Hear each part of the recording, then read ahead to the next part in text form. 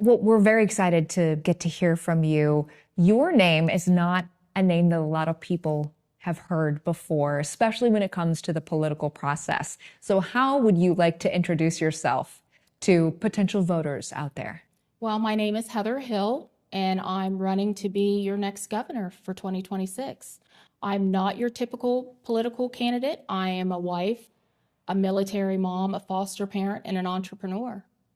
But more importantly, I'm someone who shares the struggles and the beliefs, and I will work hard every day to fight for Ohioans. What made you decide to want to run for governor? Because there are many ways you could serve your community and serve your state. Why did you choose the race for governor? Well, my I'm a foster parent, as you know. My husband and I had a lot of problems staying pregnant, and we decided to foster and adopt. And over the years, over the last 31 years, we've had many, many foster children that have come through our home. Our first foster child, well, one of our foster children was shot and killed by law enforcement in Franklin County. After he was shot and killed, I started having people that asked me if I would be interested in running when Governor DeWine's term ended. At that time, I was like, no, my husband and I, we just bought an RV. We have all kids out of the house. We're really wanting to try to take time to ourselves to process the loss of a child. And then almost exactly a year later, another one of our foster children was shot and killed by law enforcement. And I had over 100 emails instantly, was as soon as it started coming out that she had been shot and killed. And at that time I said, yes, I'm going to do this because Ohio needs me. Ohio needs me to bridge the gaps between law enforcement and our people with mental illness. Ohio needs a person that they can trust, someone that is coming in there with the motive to bridge the gaps, to work hard every day for everyday Americans like you and me. Not someone that this is their career and they're worried about pleasing their boss to make sure that they have a job every 4 years. Not someone who's a billionaire who's coming in to worry about the influence of their business and building their business. Someone who's actually coming in with no ulterior motives other than to be the best person I can be to make sure that Ohio survives and thrives in the current situation that we're in right now. There's a lot of folks out there who would say there is no way you can win this race. You would be a long shot candidate. What do you say to those critics out there? Well, as you know, up until just a few days ago, I had no media coverage at all. Within 3 days of just having media coverage on a poll that was done by the Columbus Dispatch, I shot up from 0% to between 12 and 15% of the voters, putting me in second place under Vivek Ramaswamy and David Yost under me by almost 5 points under me. So with that being said, I have a hell of a chance of winning this race because Ohioans are tired of what we've been dealing with for forever. They want someone that's going to come in here and is going to listen to them, who's going to do what's best for Ohio and is going to make sure that Ohio is first. I'm looking here at when I look at your political sign here, it says, I will fight like Hill for you. Tell me what that means. That means that I will fight for the people of Ohio. I am not in anyone's back pocket and no one is in my back pocket. I am here to build trust, to build unity, and to bring Ohio back to being one state, one people under God. And that's what I'm going to do. I'm going to work hard every day. I am going to fight every day to make sure that the people of Ohio are heard. One thing that I've done, I'm running my campaign completely unlike anything that I've ever seen. I am making sure that I have a constant communication with the voters, that if they have questions, if they have concerns, if they want to tell me that they think that I'm a horrible person or whatever they want to tell me, I am open to listening to them. So that's where it comes in.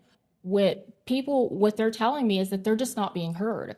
And as a parent of 2 slain children, I understand that because even though I was appointed, even though I was president of the school board, even though I own several businesses throughout the state of Ohio, I could not get one single government official to sit down with me and talk about what happened with my kids and how we could bridge the gap so that this doesn't keep happening.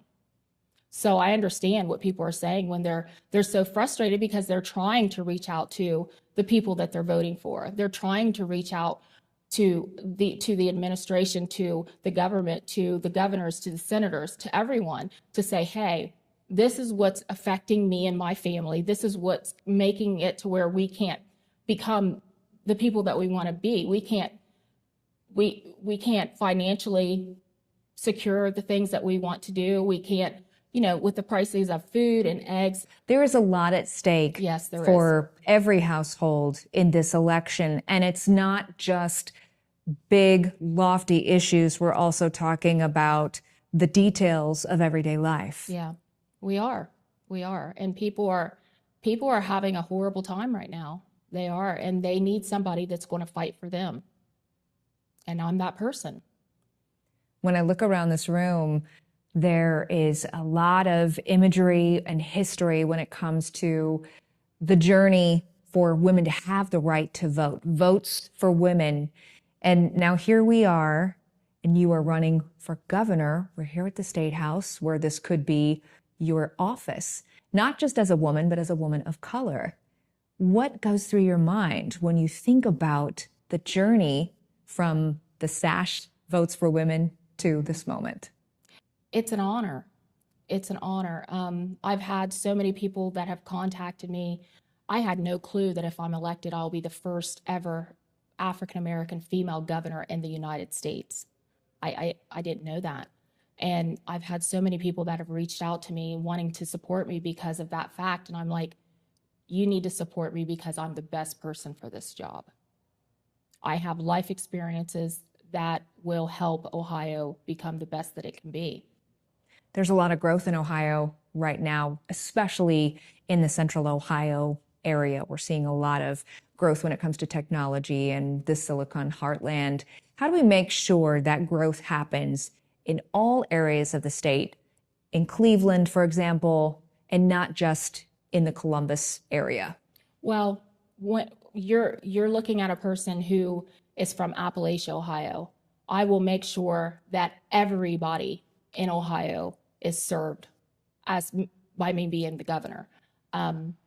We have to make sure that our entire focus isn't just on Franklin County. It is the entire state. It's bringing jobs. It's bringing solving the housing crisis. It's doing everything that we need to do throughout the state of Ohio, not just in one centralized location. And that's what I will work on. My family and I, we live in the middle of a 100-acre farm in Appalachia, Ohio. We know what it's like not to have good roads. We know what it's like not to have high-speed internet. We know what it's like not to have running city water. So those are things that everyday Americans face, and that is something that everybody needs to feel like they're being heard and all of their needs are being met through the state of Ohio, not just in one centralized location. Talk to me about education, because you mentioned Appalachia and what we see sometimes with the school systems in some of the rural areas, they really struggle. What do you plan to bring to the focus of education for your era as governor? Well, one thing that I will work very hard is to make sure that parents continue to have the rights to be the final word for how their children are educated, how they make healthcare decisions, different things like that. So I will make sure that the school system focuses on reading, writing, math, and not some of the other things that are being forced onto our children while they're in the classrooms. What about when it comes to property tax? You mentioned your family farm, and I'm sure you have seen lots of changes when it comes to the burden of property tax, and many people are complaining about that. What are your thoughts on solutions there for some possible relief? There has to be relief because we Ohioans are struggling so bad right now. And that is the difference between me and my opponents. I understand what it's like. I own properties. I own houses throughout the state. So I understand what it's like right now to have to worry every 6 months when it's time to pay that bill. And it's just getting worse and worse and worse. There is going to have to be some relief. We're not only going to have to relieve the state as a whole, but we're going to have to do something with our folks that are retired, because they're getting into a situation where, you know, they're on a fixed income now and they can't afford those taxes. Those taxes are sometimes more than their actual mortgages were. So, you know, there's going to have to be a lot of work that we're going to have to do to make sure that we are able to fix the taxation problem that Ohio is facing. Do you see it as a multifaceted problem? Yes, I do. Yes, I do. I definitely do. Let's switch gears here and talk a little sports. Are you a football fan? Yes, I am. Yes, I am.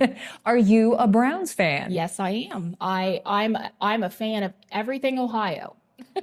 So. Got it. Got it. Well, tell me about your thoughts on moving Brown Stadium and also how to pay for the possibility of a new stadium, what that might look like, because we have Governor DeWine with a proposal for using an increase in sports gaming tax. What are your thoughts on that proposal or what that might look like? Now, unfortunately, I haven't got to read that entire proposal, so I really can't speak on that.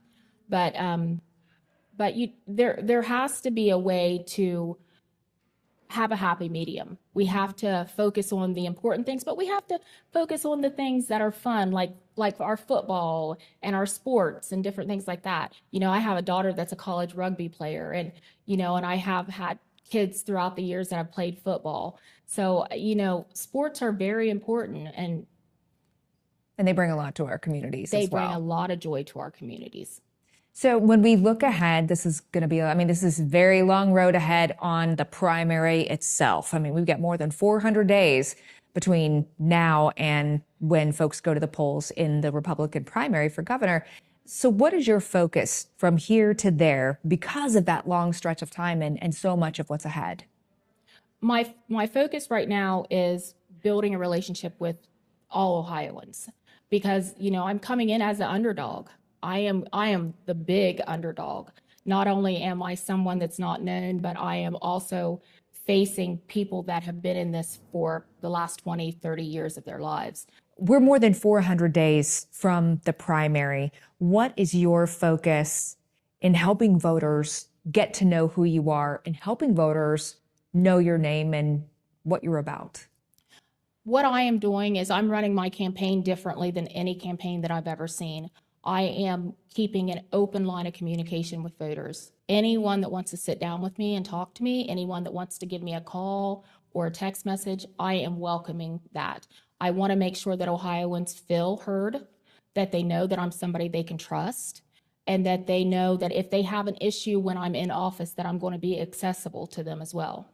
There is a woman out there who's going to see this and think, wow, people maybe don't know who she is. She is an underdog. She's running for governor. What do you want that woman to know about what she's capable of?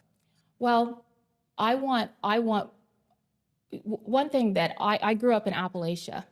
I grew up in an area where, you know, we didn't have a lot of advantages.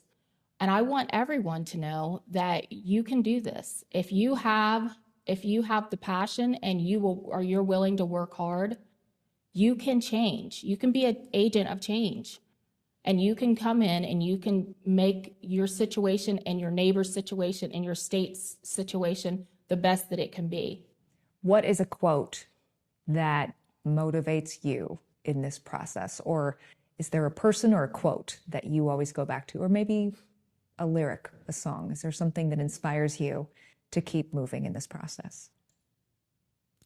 I am a very strong Christian. I believe that God has placed me in this particular place at this particular time.